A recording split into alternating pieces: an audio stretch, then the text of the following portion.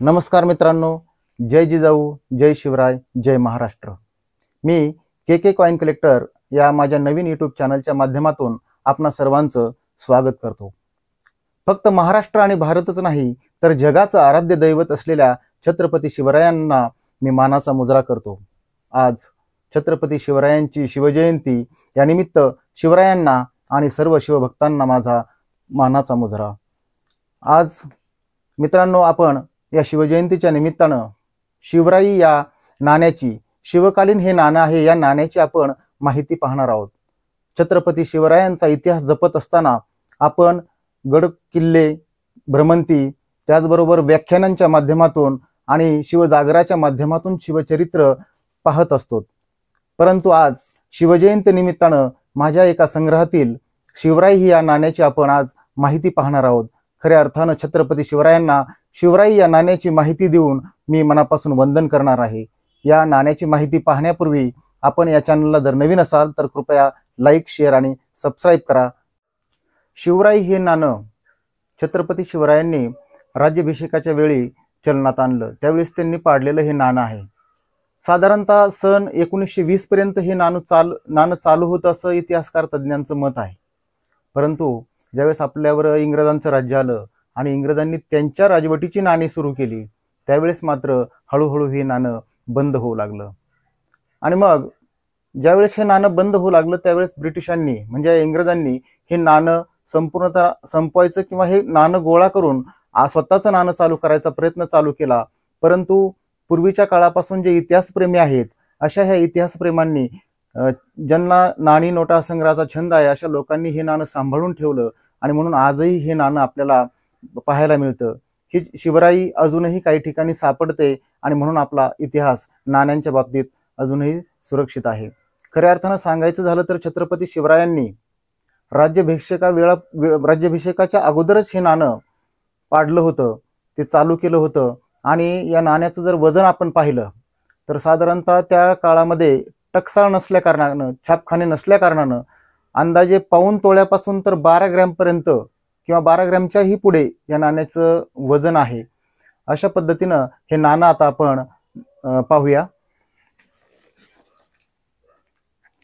हे माझ्या संग्रहातलं शिवराई हे तांब्याचं नाणं।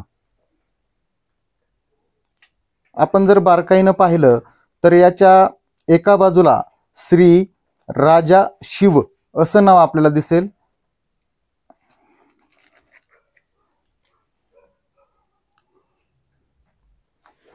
हे पहा, याच्या वरच्या बाजूला श्री आहे, खाली राजा आणि त्याच्या खाली शिव हे नाव आपल्याला दिसतंय, श्री राजा शिव।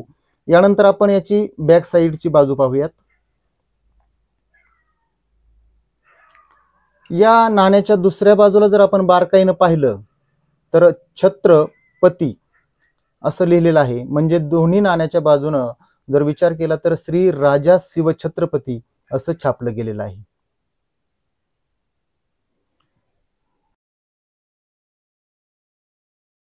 राजे छत्रपती शिवरायांच्या निधनानंतर जेव्हा स्वराज्याच्या तिजोरीची मोजणी करण्यात आली, त्यामध्ये जी सोन्याची नाणी होती, सुवर्णहून होते, हे साधारणतः याची मोजणी झाल्यानंतर असं आढळून आलं की 4 लाखांपेक्षाही यांची संख्या जास्त होती। खऱ्या अर्थानं याबरोबर अनेक प्रकारची नाणी होती, त्या नाण्यांची संख्याही 80 लाखांच्या आसपास होती। यामध्ये चंद्रमे, निशाणी आणि येळुरी सारखी जी काही नाणी होती यांची जर संख्या पाहिली तर ती कोटीपेक्षाही जास्त घरामध्ये होती।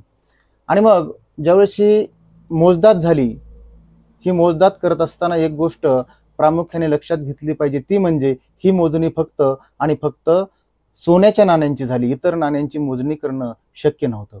आणि मग छत्रपती शिवरायांच्या काळामध्ये त्यांनी जी प्रमुख सोन्याची नाणी निर्माण केली त्याच्यामध्ये जर पाहिलं तर आपल्याला पुतळी, मोहर आणि होन या 3 नाण्यांची आपल्याला आवर्जून आठवण ठेवली पाहिजे।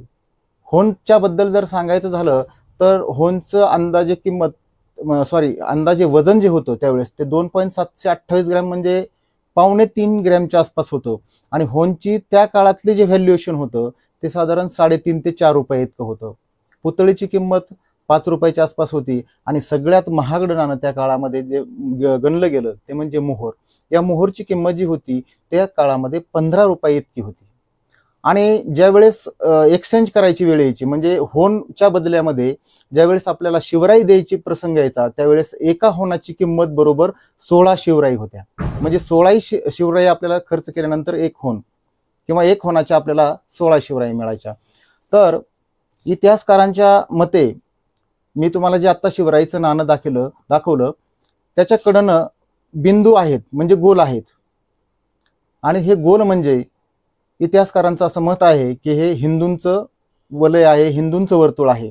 आणि अशा ठिकाणी छत्रपती शिवरायांच्या जेव्हा हे लक्षात आलं की इंग्रजांनी स्वतःची नाणी पाडलीत आणि आपल्यावर त्यांनी बंधन घातलंय की ही नाणी आता वापरू नका, त्यावेळेस छत्रपती शिवराय म्हणतात, इंग्रजांचे शिक्क्याचे रुपये आणि पैसे या मुलकात चालणार नाहीत. आणि म्हणून खऱ्या अर्थानं छत्रपती शिवरायांनी मोगली, फारशी आणि इंग्रजांना आपल्या चलनाचं महत्त्व सांगून, त्यांच्या चलनाचं अस्तित्व झुगारून देऊन आपल्या मराठीशाहीची काय ताकद आहे हे खऱ्या अर्थानं दाखवून दिलं. आणि म्हणून छत्रपती शिवरायांना, या युगपुरुषाला माझा मानाचा त्रिवार मुजरा. मित्रांनो, बऱ्याच व्हिडिओमध्ये असं विचारलं जातं की या नाण्यांच्या किमती काय आहेत. हे पहा, हे छत्रपती शिवरायांच्या काळातील शिवकालीन शिवराई हे नाणं आपण पाहिलंच आहे. तर या नाण्याची किंमत आपण विचारल्याच्या नंतर ही नाण्याची किंमत आपल्याला फिक्स सांगता येत नाही, कारण नाण्याची किंमत ही डिपेंड ऑन कंडिशन.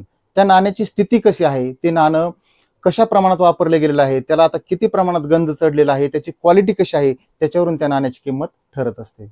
आता या शिवराईची किंमत जर सांगायचं झालं तर 1500, 2000, 5000 अशा अनेक किमती या नाण्याच्या आहेत. कारण त्या नाण्याची स्थिती, त्याच्यावर दिसणारे अक्षर जितके जास्त उठावदार आणि चांगल्या पद्धतीने असतील तशी त्या शिवराई नाण्याची किंमत वाढत जाते. म्हणून तुमच्याकडे जर काही नाणी असतील किंवा तुमच्या मनात या व्हिडिओ विषयी काही प्रश्न असतील तर कृपया निश्चित कमेंट करा. धन्यवाद.